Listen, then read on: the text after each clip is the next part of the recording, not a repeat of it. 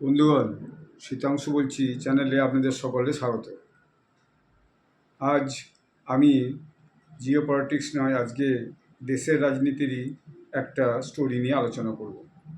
আমি কিছুদিন আগে একটা রাজ্য রাজনীতি অর্থাৎ বিহারের যে রাজনৈতিক সমীকরণ সেটাকে নিয়ে আলোচনা করেছিলাম, সেটা বোধহয় অনেকে শুনেছেন বা জেনেছেন।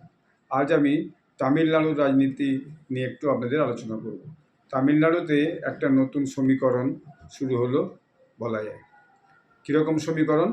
অর্থাৎ তামিলনাড়ুতে যে গত লোকসভা নির্বাচন হয়, সেই লোকসভা নির্বাচনে তামিলনাড়ুর যে রাজ্য সভাপতি ছিলেন বিজেপির, তিনি ছিলেন কে আন্নামালাই।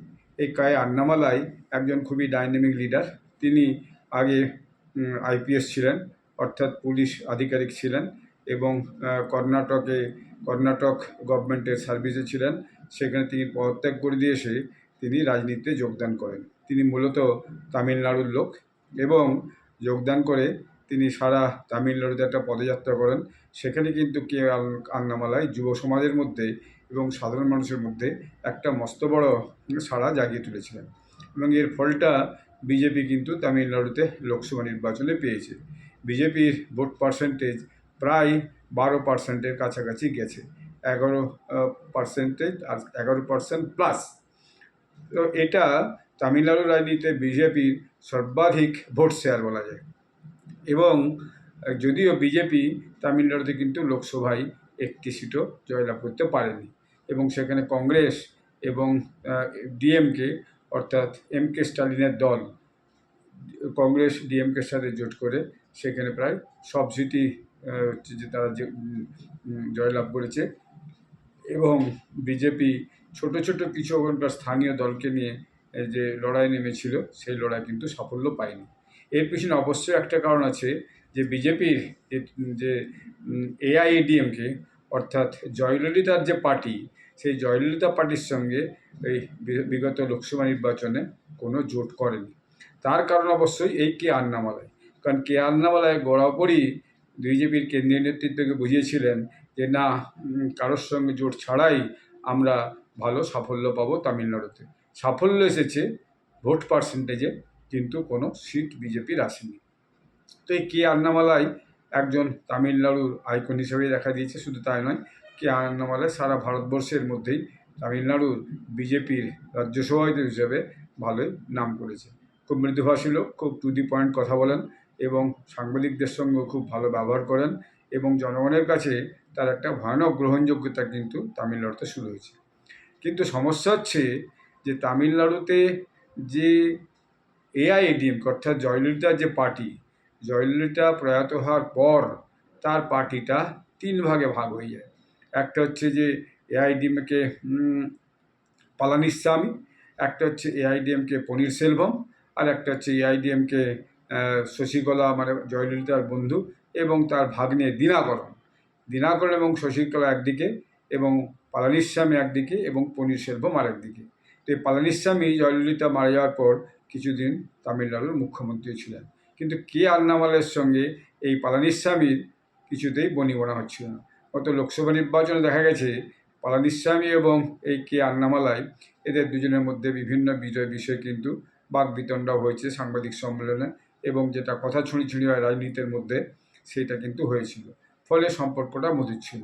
কিন্তু বিজেপি কেন্দ্রীয় নেতৃত্ব দেখেছে যে যদি ডিএমকের বিরুদ্ধেও কিন্তু তামিলনাড়ুতে একটা মস্ত বড় অ্যান্টি ইনকামবেন্সি।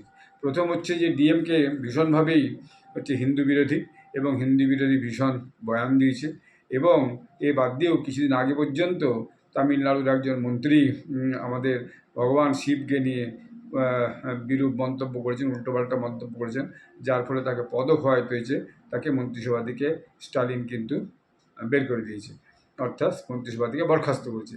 কিন্তু স্টালিনের থেকে তার পুত্র এখন সম্ভবত বেশি ক্ষমতাশালী, কারণ সেই এখন প্রায় মন্ত্রিসভা চালাচ্ছে বলা যায়। স্টালিনও আস্তে আস্তে তার হাতে হচ্ছে তামিলনাড়ুতে ডিএমকের ভার তুলে দেওয়ার মতোই চেষ্টাতে আছেন, যদিও তারও কথাবার্তা খুব একটা সুবিধে নয়। সনাতন ধর্ম বিরোধী এবং হিন্দু ধর্ম বিরোধী তিনিও বিভিন্ন সময় বিভিন্ন মন্তব্য অবশ্য করেছেন। যাই হোক, এখন যে প্রসঙ্গটা নিয়ে আসছি সেটা হচ্ছে যে কে আন্নামালাই এবং কে আন্নামালাই রাজ্য সভাপতি ছিলেন। এর মধ্যে দেখা গেল যে কেন্দ্রীয় স্বরাষ্ট্রমন্ত্রী অমিত শাহ তামিলনাড়ু পৌঁছেছেন। তামিলনাড়ু পৌঁছে সেখানে নতুন রাজ্য সভাপতি নির্বাচন হয়েছে। এই নতুন রাজ্যসভা হয়েছেন এন নগেন্দ্রন। এন নগেন্দ্রনের পরিচয়টা একটু জেনে নিন। এন নগেন্দ্রনের পরিচয় হচ্ছে তিনি আগে ডিএমকে দলেই ছিলেন, ডিএমকের মন্ত্রীও ছিলেন, কিন্তু তিনি হচ্ছে পরবর্তীকালে 2017 সালে ডিএমকে ছেড়ে দিয়ে বিজেপিতে এসে যোগদান করেন। ফলে সেই এন নগেন্দ্রন তাকে হচ্ছে এখন বিজেপির তামিলনাড়ুর রাজ্য সভাপতির দায়িত্ব দেওয়া হয়েছে। এবং আজকেও একটা শর্টস ভিডিও এসে দেখলাম, সেখানে খাতাতে সই করছে নগেন্দ্রন, পাশেই আন্নামালাই দাঁড়িয়ে আছে। তারপর দুজনে হাত মিলামিলি, হাত জড়াজড়ি হচ্ছে, অর্থাৎ সভাপতির যে পাওয়ার ট্রান্সফার বলা হয় যেটা দলগতভাবে, সেইটা কাগজে কলমে হয়ে গেল, তার ভিডিও কিন্তু এসে গেছে। এবং গতকাল অমিত শাহ যে পরিষ্কার চেন্নাই মিটিং করেছেন, আজও মিটিং করেছেন, এবং সেখানে তিনি পরিষ্কার বলে এসেছেন যে আগামী যে বিধানসভা নির্বাচন চেন্নাই হবে, অর্থাৎ তামিলনাড়ুতে হবে, সেটা হচ্ছে 2026 সালে। সম্মত 2026 সালে প্রথম দিকেই, এই মার্চ এপ্রিল মাসে সেই নির্বাচনটা হবে। তার আগে 2025 সালে প্রায় 5টা রাজ্যে নির্বাচন আছে। তো যে 26 সালের নির্বাচনে বিজেপি সর্বশক্তি দিয়ে সেখানে নামতে চায়, দিয়ে যেভাবে হোক যে ওই যে ডিএমকে, সেই ডিএমকে অর্থাৎ স্ট্যালিনেরকে পরাজিত করে সেখানে যৌথভাবে ক্ষমতায় আসতে চায় এআইএডিএমকের সাথে। কারণ বিজেপি লোকসভাতে যে ছোটো ছোটো দলগুলোকে নিয়ে জোট করে লোকসভায় লড়াই করেছিল, তাতে দেখা গেছে বিজেপির প্রায় 12% ভোট, এবং তার সাথে অন্য ছোট দলগুলোর কিন্তু 6% ভোট। এর সাথে যদি এআইএডিএমকের যোগ হয়ে যায়, তাহলে পরে কিন্তু বিজেপির আগামী দিনে তামিলনাড়ুতে একটা জোট সরকার করার সম্ভাবনা ভীষণভাবে বেড়ে যাবে।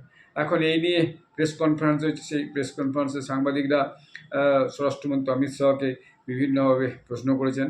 যদিও অমিত শাহ এখন বিজেপির কেন্দ্রীয় সভাপতি নন, কেন্দ্রীয় সভাপতি জেপি নাড্ডা, কিন্তু কিছুদিন যাওয়া দেখা যাচ্ছে যে জেপি নাড্ডা একটু হচ্ছে যে নিষ্ক্রিয় হয়ে আছেন। যে কোনো কারণে হোক, হয়তো তার তিনটে দায়িত্ব, একদিকে কেন্দ্রীয় সভাপতি, তারপর তিনি রাজ্যসভার বিজেপির নেতা, তারপর তিনি আবার স্বাস্থ্যমন্ত্রী। ফলে অনেকগুলো কাজের চাপের জন্য তিনি হয়তো সংগঠনের দিকটা এখন বেশি সময় দিচ্ছেন না বা দিতে পারছেন না, বা অন্য কোনো কারণে থাকতে পারে, সেটা বোঝা মুশকিল। কিন্তু অমিত শাহ ভীষণভাবে অ্যাক্টিভ। অমিত শাহ ভীষণভাবে বিভিন্ন রাজ্যের বিভিন্ন জায়গায় ঘুরে বেড়াচ্ছেন। তিনি বিহারে এসেছেন, তিনি কাশ্মীরে গেছেন, তিনি মহারাষ্ট্র গেছেন, তিনি আবার তামিলনাড়ু যে পৌঁছে গেছেন। তিনি কিন্তু ননস্টপ বিভিন্ন রাজ্যে ঘুরে ঘুরে রাজনৈতিক কাজগুলো করছেন, এবং তার সঙ্গে প্রশাসনিক কাজগুলো, স্বরাষ্ট্রমন্ত্রী হিসেবে তার যে কাজ, সেইগুলোকেও কিন্তু করে চলেছেন। খুবই অ্যাক্টিভ মানুষ দেখা যাচ্ছে এই বয়সে। তো তিনি মূলত এখন এই দায়িত্বগুলো বেশি পালন করছেন, এবং তিনি যেই এই যে দুজনকে দুপাশে নিয়ে, একদিকে কে আন্নামালাই আর একদিকে পళনিস্বামী, এদের দুজনকে নিয়ে সাংবাদিক সম্মেলন করে তিনি বলছেন, এক মঞ্চে দাঁড়িয়ে পাশাপাশি মাঝখানে হাত ধরাধরি করে নিয়ে, যে বাঁদিকে আন্নামালাইয়ের হাত ধরেছেন, ডান দিকে পళনিস্বামীর হাত ধরেছেন, ধরে বলছেন যে এই জোট আমাদের এআইএডিএমকে, আমরা আগামী 2026 বিধানসভা নির্বাচন লড়াই করব।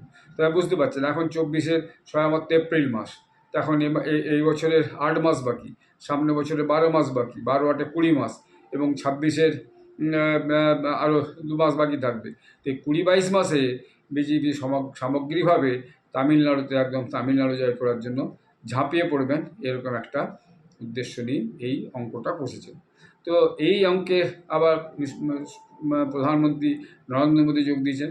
তিনিও বিভিন্নভাবে বারবার গেছেন তামিলনাড়ু, এবং তামিল ভাষা সংস্কৃতির হচ্ছে যে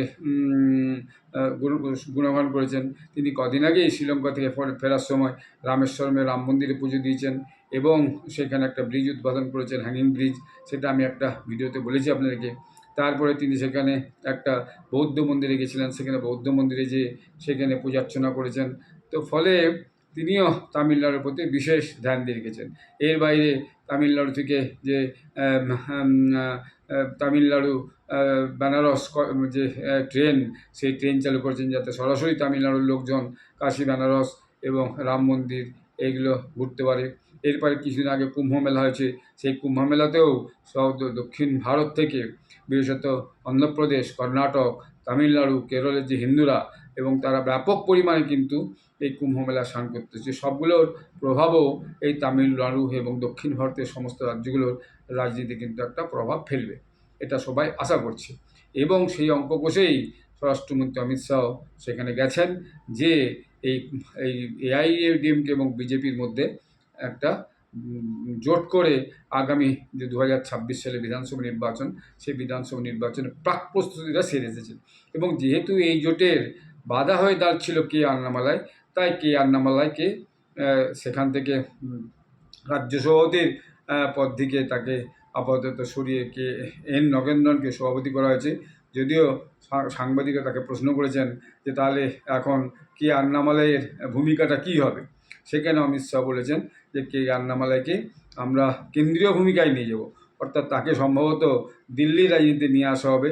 হয়তো কোনো মন্ত্রী করা হবে, কেউ কেউ বলছেন তাকে মন্ত্রী করা হবে, অথবা কেউ কেউ বলছেন না তিনি আবার কেন্দ্রীয় সভাপতি না হয়ে যান, অর্থাৎ জেপি নাড্ডার জায়গায় না পৌঁছে যান। যদিও এত ইয়ং বয়সে, প্রায় 40-42 বছর বয়স হবে, কেউ একবার কেন্দ্রীয় সভাপতি হবে, এটা আমি অন্তত আশা করি না। এখনও কেন্দ্রীয় সভাপতি স্থির হয়নি, তার পিছনে কারণটাও কি বোঝা যাচ্ছে না। কোথাও বলা হচ্ছে যে সমস্ত রাজ্যে রাজ্য সভাপতি স্থির না হওয়া পর্যন্ত কেন্দ্রীয় সভাপতি স্থির হবে না। কোথাও বলা হচ্ছে না অর্ধেকের বেশি রাজ্যে হচ্ছে কি যে যদি রাজ্য সভাপতি তৈরি হয়ে যায় তাহলে কেন্দ্রীয় সভাপতি তৈরি হতে পারে। এবং কেন্দ্রীয় সভাপতি কে হবে এই নিয়ে কিছুদিন আগে একটা চর্চা চলেছিল, যেদিন নরেন্দ্র মোদী গেছিলেন ওই আরএসএস হেডকোয়ার্টার নাগপুরে একটা নতুন চোখের হাসপাতালের ভিত্তিপ্রস্তর স্থাপন করে, সেখানে যে মাঝখানে যে আরএসএস এবং বিজেপির মধ্যে যে একটা মন কষাকষি ছিল, সেই মন কষাকষিটা মিটিয়ে এসেছেন। এবং কে বিজেপির যে কেন্দ্রীয় সভাপতি হবে সেই যাতে আরএসএস এবং বিজেপির মধ্যে ভারসাম্য বজায় রাখে সেরকম ব্যক্তি কী হতে পারে সেইটা হয়তো আলোচনা সেরে এসেছেন, শুধুমাত্র সেটা ঘোষণা করা হয়নি। কিন্তু এখনও বেশ কয়েকটি রাজ্যে রাজ্য সভাপতি নির্বাচিত হয়নি। তামিলনাড়ুটা হয়ে গেল, উত্তরপ্রদেশে এখনও রাজ্য সভাপতি নির্বাচিত হওয়া বাকি আছে, পশ্চিমবঙ্গে এখনও বিজেপির রাজ্য সভাপতি নির্বাচন হওয়া বাকি আছে। পশ্চিমবঙ্গে কে রাজ্য সভাপতি হতে পারে, এই গতকাল না গত পরশু পশ্চিমবঙ্গের যে এলওপি বিজেপির লোকসভা এই রাজ্যসভার যে leader of opposition Suvendu Adhikari দেখলাম এক্স স্যান্ডেলে প্রধানমন্ত্রীর সঙ্গে মিট করছেন, আধ ঘন্টা মতো প্রায় মিটিং করেছেন। হতে পারে ওই রাজ্য সভাপতির ব্যাপারে এবং পশ্চিমবঙ্গের পরিস্থিতির ব্যাপারে আলোচনা করে এসেছেন।